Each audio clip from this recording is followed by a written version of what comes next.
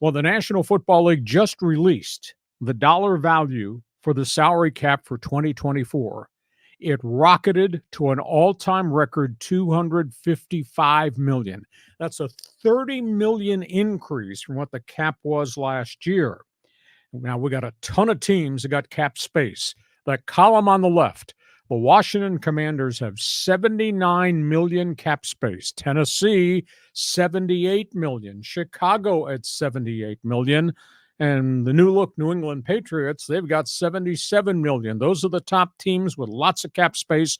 All those teams, for the most part, are in trouble. So are they going to go on spending sprees?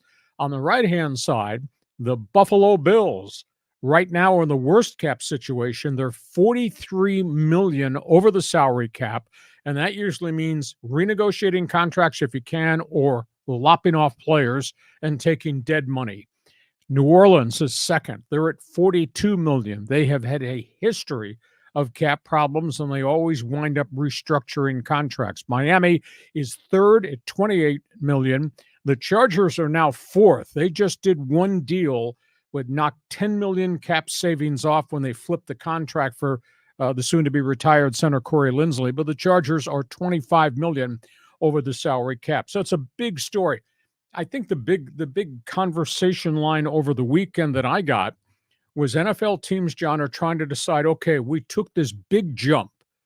Does that mean we just keep the players we have, or should we blow out guys with big contracts we don't want, take the cap hit because we do have significant space still to use? So stay the course or kind of reinvent yourself and bite the bullet on some contracts. So that's an interesting story. What do you think happens? This is phenomenal. I mean, with the way that the numbers jump so much, because we thought the Chargers would be 40 to 50 over the cap.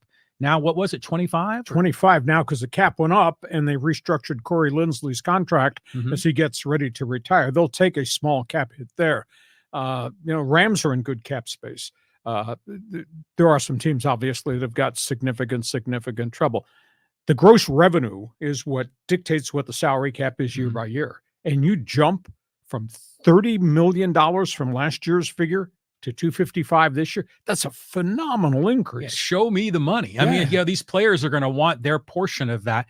But now, as far as the Chargers are concerned, you could literally just lop off one dude and you're under the cap. Right? No. They're 25 over. Right. So if they got rid of like Khalil Mack or Joey Bosa, wouldn't that get them under if they cut one of them? But if you cut one of them, there's dead money that comes with cutting the guy. You get hit with dead money. You do get a percentage of his salary that goes away that you can use, but there is dead money. So it's not 25 per se. If they cut Bosa, the cap hit might be $12 million. If you cut Mack, it's probably even higher than that. So it's a complicated formula. I told you should have never cut class in college. Otherwise, you'd know this. When you look at an NFL roster, would you say maybe half the players are near or at the NFL minimum? It's got to be, right? Probably. Yeah. But the big money guys are all making monster money. Correct. Yeah. So that's where we are with the salary cap. And this starts things rolling because this week we have the NFL Draft Combine in Indianapolis. Just around the corner, we got NFL free agency starts. And then, of course, in April, we got the draft. So the business of the offseason has just kicked in. Those two names at the bottom of the column, decision time coming. Is it going to be announced this week? Both the Denver Broncos, Russell Wilson situation, Chicago Bears, Justin Fields status, both clubs had indicated they would make decisions this week as the combine was getting underway. Plain and simple, if Russell Wilson is on the Denver Broncos roster March 15th, his contract guarantees next year for $37.9 million. Oh my God. And of course, he's the one they benched. Right. He's the one that refused to change the structure of his contract last season. Most everybody of the opinion that they're going to take a hit. And if they cut him, they're going to take something like a $45 million cap hit. Denver is brutal. Just brutal. But that's the amount of money the general manager gave him after he came from Seattle. Most everybody is of the opinion that Russell Wilson will be cut by the Denver Broncos and they'll swallow the cap hit they have to swallow. Second guy is Justin Fields, former number 1 draft pick, Chicago Bears. couple of rocky years, injuries, had a really good year last year.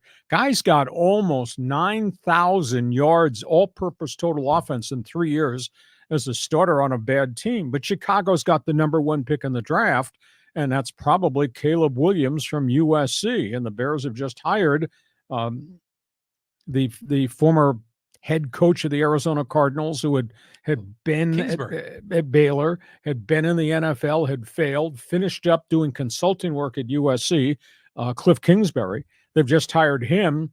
So most everybody is linking Kingsbury to Caleb Williams. And so Chicago is going to shop him. And there could be as many as 4 teams that are interested in trading to get the Bears starting quarterback. I've been told Pittsburgh, I've been told the Raiders, Atlanta's out there, Minnesota's out there. So Chicago just may decide we're taking Caleb Williams, we're going to move Justin Fields. They had indicated they were going to make a decision and probably an announcement this week. So this is fascinating because once the first domino falls as it relates to a quarterback, then a whole bunch of others are probably going to fall too. Thoughts on Russell Wilson, Justin Fields? Well, again, if Denver ends up cutting Russell Wilson, I mean, just a terrible trade with Seattle. Oh, yeah. I mean, the whole thing was bad on the surface of the deal. And then if you jettison Wilson, it's just a waste. But I want to go back to Justin Fields because, obviously he's gotten a lot better, but still he's mostly a running quarterback, right? And what's the history of Ohio State quarterbacks? I mean, CJ Stroud did really well, but some of the previous ones, not so good. Hardly any of the previous ones. Never so good. Just great college athletes in a college system, and the NFL is a very different animal.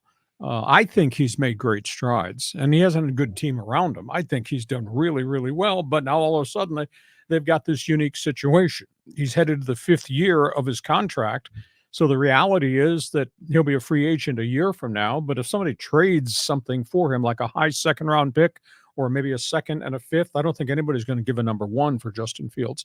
But if they make that deal, then, the Bears will just keep stockpiling assets. The flip side of that is Chicago, if they really believed in Justin Fields, would just take that number 1 and hold it up to the screen and say, the price is right. What are you willing to pay me to get the chance to draft Caleb Williams or whomever you wanted to take? But at this point in time, most everybody's of the opinion, because of the arrival of Kingsbury, that Chicago is going to take the USC quarterback and Justin Fields is going to get dealt somewhere else. Well, so we'll see if the Bears will get relevant here again. Yeah. I don't know when the Bears have had a really great quarterback. My God, I remember following the Bears back to when I was really a young kid.